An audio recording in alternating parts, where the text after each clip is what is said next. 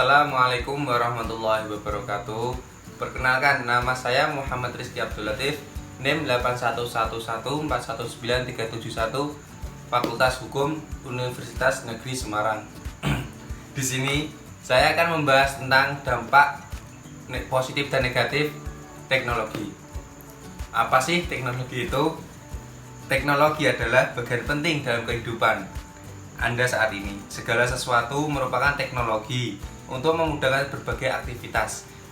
Salah satu teknologi yang berkembang sangat pesat sekarang adalah teknologi komunikasi. Berbagai temuan dan inovasi pada teknologi komunikasi telah membawa Anda dan kita semua ke peradaban baru. Era digital yang sangat modern menjadikan teknologi komunikasi memberikan keuntungan yang tidak pernah Anda bayangkan sebelumnya. Namun begitu, terdapat beberapa dampak negatif yang juga membayangi perkembangan teknologi komunikasi yang ada sekarang. Selanjutnya, dampak positif perkembangan teknologi komunikasi. Yang pertama, menghubungkan orang di seluruh dunia. Perkembangan teknologi komunikasi saat ini memiliki dampak global. Artinya, jika dahulu Anda memiliki keterbatasan jarak untuk bisa berkomunikasi dengan orang lain, tidak demikian dengan sekarang. Tidak terbatas antar kota dan antar wilayah saja. Komunikasi saat ini dapat terjalin bahkan ke semua orang yang ada di seluruh penjuru dunia. Bukan hanya itu saja, Anda pun dapat terhubung dengan sangat cepat, bahkan dalam hitungan detik saja. Yang kedua, penyebaran informasi yang cepat. Perkembangan teknologi juga memberikan dampak positif pada penyebaran informasi. Jika dahulu Anda mengandalkan surat kabar atau televisi untuk tahu informasi terkini, sekarang internet mengambil peran keduanya. Kehadiran internet membuat penyebaran informasi terjadi dengan sangat cepat, bahkan real time. Apa yang terjadi detik ini di belahan bumi lain dapat secara langsung Anda ketahui saat ini juga. Yang ketiga, munculnya media sosial. Salah satu perkembangan teknologi komunikasi ditandai dengan munculnya media sosial. Media sosial adalah sarana untuk Anda bisa terhubung dengan teman, keluarga, kerabat, di mana saja melalui suatu platform khusus. Contoh sosial media yang banyak dipakai oleh masyarakat adalah Facebook, Instagram, Twitter, dan WA. Selain menghubungkan Anda dengan teman lama dan kerabat yang jauh, media sosial dimanfaatkan untuk kepentingan bisnis, melakukan promosi dan jual beli lewat media sosial. Bahkan kini menjadi cara yang sangat efektif dalam mengumpulkan pundi-pundi rupiah. Yang keempat, sarana berbagi file. Perkembangan teknologi komunikasi yang ada sekarang juga memudahkan Anda untuk berbagi file, mulai dari musik, video, film, dan berbagai data lainnya dapat Anda peroleh dengan beberapa klik saja. Melalui media perantara internet, kegiatan berbagi file ini menjadi lebih mudah lagi untuk dilakukan. Yang kelima, memajukan dunia pendidikan. Perkembangan teknologi komunikasi yang pesat juga mendukung kemajuan dunia pendidikan. Kini, masyarakat yang tinggal di pelosok atau desa-desa terpencil juga dapat menikmati internet. Oleh karena itu, informasi yang mereka dapatkan saat ini tidak bergantung pada narasumber buku saja. Melalui internet, para siswa mendapat tambahan pengetahuan dan wawasan yang baru dengan sangat mudah dan cepat. Pemerataan pendidikan pun sekarang menjadi hal yang tidak mustahil lagi, mengingat teknologi komunikasi sekarang dapat dirasakan manfaatnya bahkan di tempat terpencil. Yang selanjutnya, dampak negatif teknologi komunikasi. Selanjutnya, dampak negatif teknologi. Di samping memberikan banyak dampak positif, ternyata masih ada dampak negatif yang bisa terjadi dalam perkembangan teknologi komunikasi. Kemajuan teknologi yang ada sekarang justru menurunkan semangat juang bagi sebagian orang. Karena segalanya merasa mudah, banyak murid atau mahasiswa misalnya yang hanya murni melakukan copy paste dalam mengerjakan tugas-tugas yang diberikan.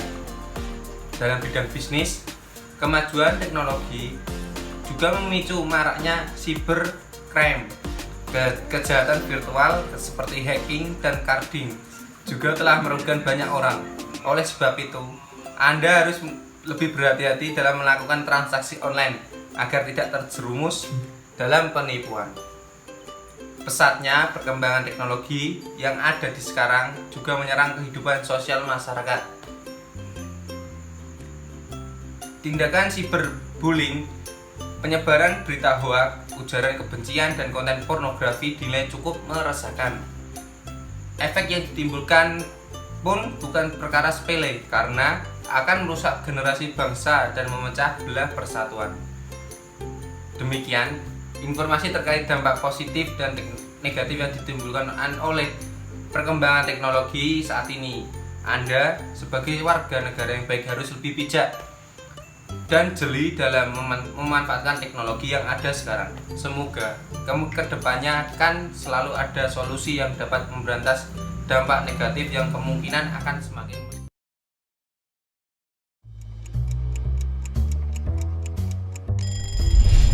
Setiap pagi mungkin kita bangun karena dengar suara alarm di HP kita. Sambil melek di pinggir kasur, buka HP dulu, update media sosial, dan sehabis mandi langsung berangkat ke sekolah naik ojek online, dan kalau mau jajan tinggal pesen makan. Semua lewat HP kita. Tapi pernah gak sih kepikiran kalau di zaman dulu semua teknologi ini emang belum ada? Terus gimana sih rasanya hidup di zaman sebelum teknologi yang kita kenal ditemukan? Jadi lebih enak mana hidup di zaman sekarang atau tahun 50-an? Pastinya banyak yang jawab lebih enak zaman sekarang. 70 tahun yang lalu jelas belum ada internet, belum ada YouTube, video ini, dan tentunya belum ada smartphone. Tiap pagi dibangunin sama jam waker. Kalau mau nelpon orang kita harus pakai telepon ribet yang mesti diputar-putar. Kalau mau dengerin musik kita harus pakai alat gede ini buat mainin piring yang gak kalah gede. Berangkat pergi mesti jalan kaki, kalau jauh baru naik delman. Sungguh sangat ribet. Tapi gimanakah sekarang benda-benda ini? Bagaimana bisa semua hal yang ribet ini dimasukin ke HP kita yang kecil? Jadi, ceritanya ada revolusi yang dipimpin sama teknologi digital. Sebelum revolusi ini, penyimpanan data masih berbentuk analog atau bahkan manual. Buat ngirimnya juga belum canggih-canggih banget. Tapi dengan teknologi digital ini pastinya semuanya jadi lebih cepat dan praktis. Tapi bayangin dulu kita nyimpen data-data masih ditulis di kertas, sedangkan satu CD bisa nyimpen data sama dengan 19 meter tumpukan kertas. Dan akhirnya zaman sekarang kita udah biasa banget nemuin memori 1 tera. Padahal kalau dijadiin tumpukan kertas juga bakalan setinggi Gunung Everest yang ditumpuk 3. Ini karena semua data direkam dan dikirim dalam bentuk kode angka. Dan semakin teknologi terus maju dan maju, semua ujungnya ke satu penemuan yang penting banget. Internet. Munculnya internet bikin perkembangan teknologi melesat kencang. Dulu buat nonton film kita harus ke bioskop dan ngantri panjang banget buat beli tiket. Sekarang kita tinggal buka HP dan pesen tiket online. Bahkan udah ada ribuan film siap ditonton lewat sentuhan tangan. Untuk belanja dan bertransaksi kita nggak perlu lagi ke bank buat ngambil uang. Di zaman dulu pun bank itu pakai sistem barter alias nggak segampang transaksi di hari ini. Sekarang ini ibaratnya bank pun udah masuk ke HP kita. Dan karena smartphone udah bisa ngelakuin apa aja, banyak juga orang yang punya lebih dari satu.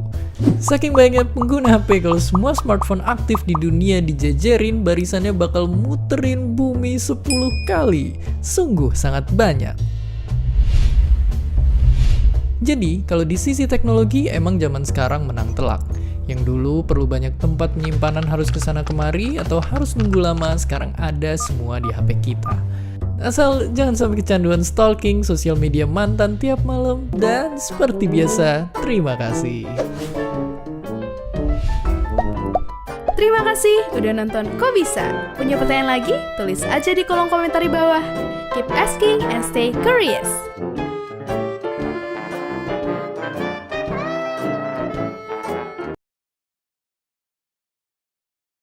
Hati-hati dengan informasi. Informasi bisa membuat hidup kita mudah, bisa juga membuat kita celaka. Ada orang yang masuk penjara gara-gara mentweet atau memposting status di media sosial. Tak jarang, permusuhan antar kelompok gara-gara informasi yang mengadu domba. Berita, fakta, prasangka, gosip, fitnah bercampur aduk. Kalau tak pandai memilah, bisa bahaya. Karena itu, tak heran Rasul bersabda, Salamatul insan fi hifdzi lisan. Keselamatan seseorang tergantung pada menjaga lisan. Lisan di sini bukan hanya kata-kata yang keluar dari mulut kita, tapi juga tweet dan status yang kita posting, informasi yang kita share, berita SMS, dan BBM yang kita broadcast. Bagaimana seharusnya kita mengolah informasi? Tabayun. Allah mengajarkan kita untuk selalu konfirmasi. Jika datang kepadamu orang fasik dengan informasi, maka tabayunlah, atau konfirmasi, cek dan recheck.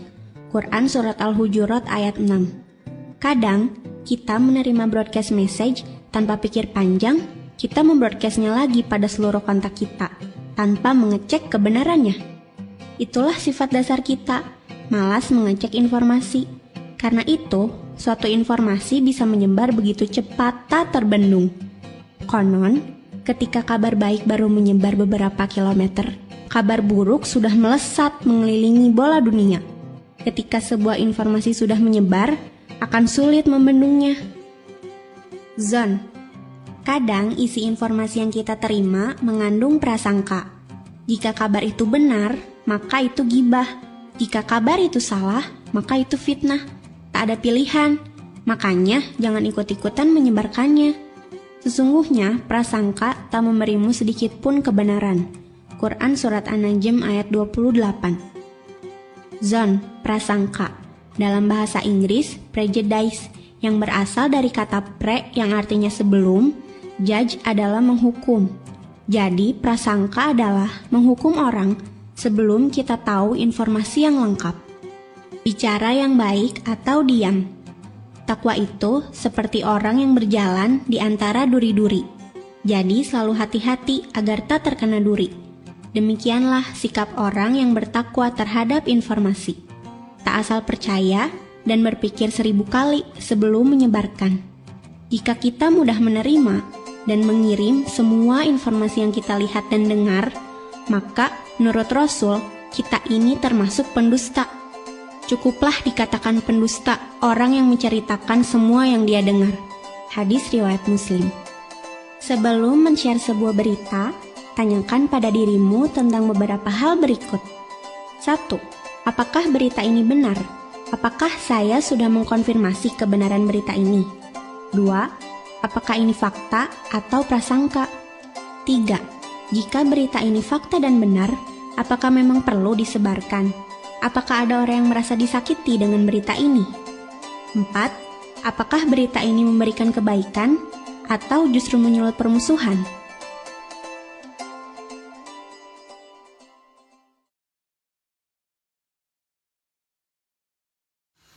Sekian dari saya terkait tentang pembahasan dampak positif dan negatif teknologi. Semoga bermanfaat untuk kita semua. Wassalamualaikum warahmatullahi wabarakatuh.